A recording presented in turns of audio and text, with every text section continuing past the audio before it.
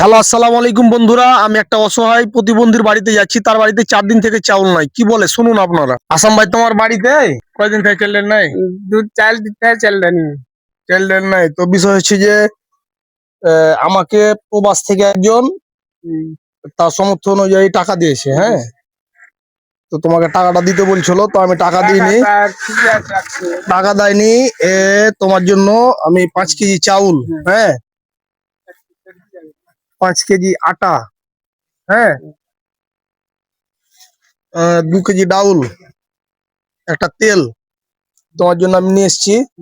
এবং ওই প্রবাসী ভাই ওর জন্য এবং ওর মার জন্য দোয়া চেয়েছি। মেয়ে কয়টা? एक दिन में ছেলে?